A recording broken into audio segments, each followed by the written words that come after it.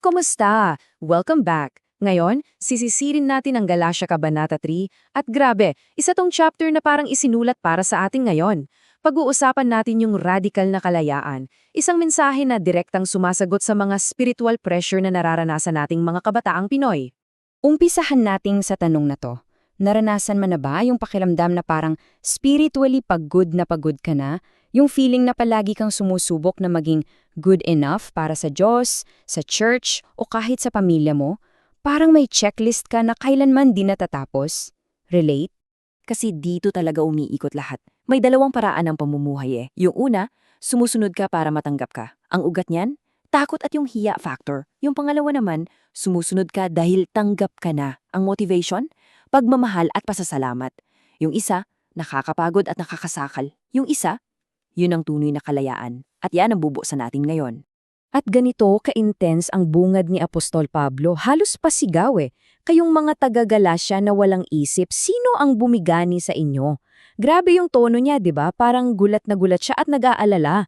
Ang sulat niya ay parang isang emergency intervention. Ano bang nangyari sa kanila?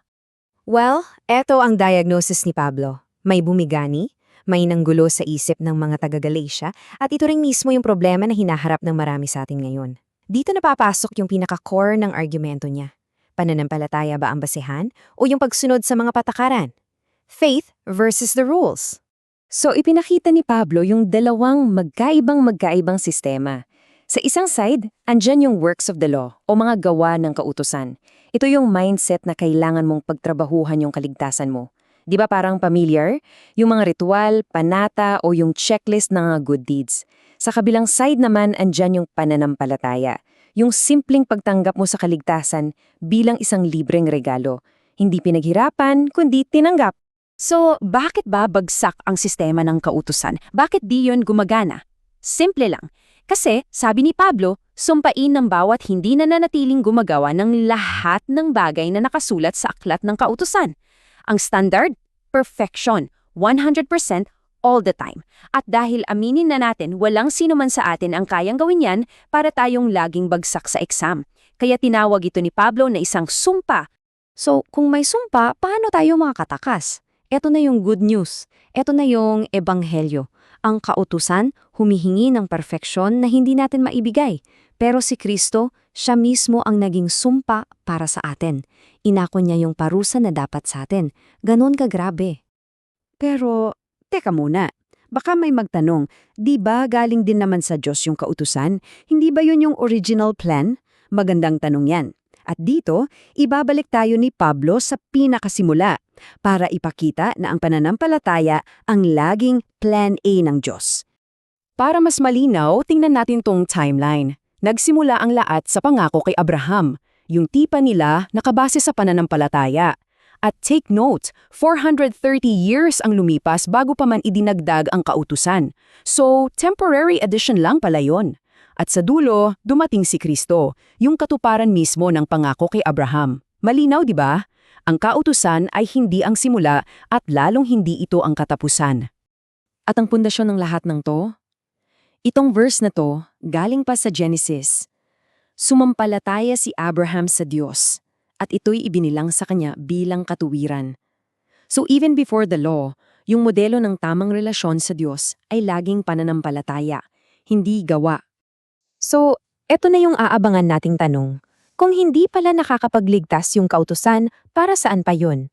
Ano ang purpose niya? Bakit pa kailangan ibigay? Ayon kay Pablo, mayroon itong napakahalaga pero pansamantalang papel na ginampanan. Para ipaliwanag to, gumamit si Pablo ng isang napakalinaw na metaphor, yung paidagor o sa original Greek, paidagogos. Ano to? Well, isipin mo yung isang sobrang striktong tutor o yaya noong unang panahon. Sila yung tagabantay sa bata, taga-disiplina, taga-sigurong di siya mapapahamak. Pero pansamantala lang yon. At ito ang pinaka-importante, hindi sila ang magulang, hindi sa kanila manggagaling ang mana. Gets?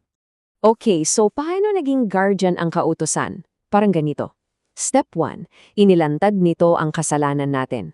Step 2, nagsilbi itong salamin na nagpakita sa atin na, "Oy, may problema ako, kailangan ko ng tulong." Step 3, dahil doon, para tayong ikinulong nito, binantayan, Hanggang sa step 4, dumating si Kristo para palayain tayo. Ang kautusan ang nagturo sa atin na kailangan natin ng tagapagligtas.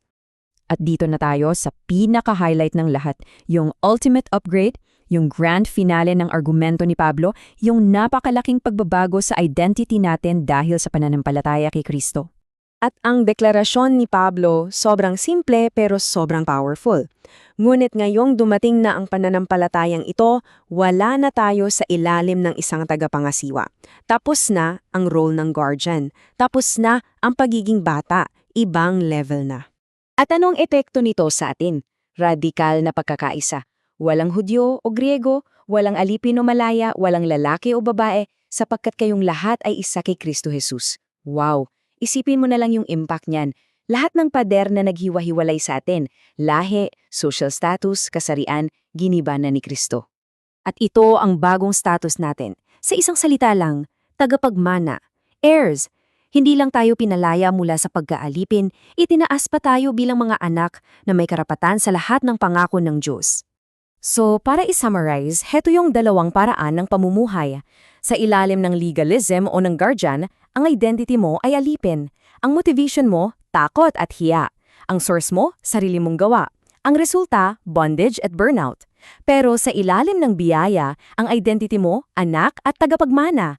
Ang motivation, pag-ibig at yung malalim na utang na loob. Ang source, pananampalataya kay Kristo. At ang resulta, tunay na kalayaan. Alin dyan ang pipiliin mo? At dahil sa katotohanan ito, may panawagan sa bawat isa sa atin. Isang tawag para isabuhay ang kalayaang ito. Pero, linawin lang natin ha, yung tunay na kalayaang Kristiyano, hindi yan lisensya para gawin lahat ng gusto mo, para magkasala. Hindi. Ito'y kalayaan para pagsilbihan ng Diyos at ang kapwa mo, na nagmumula sa pag-ibig. Freedom for something, not just freedom from something. Kaya iiwan ko sa iyo ang hamon na ito.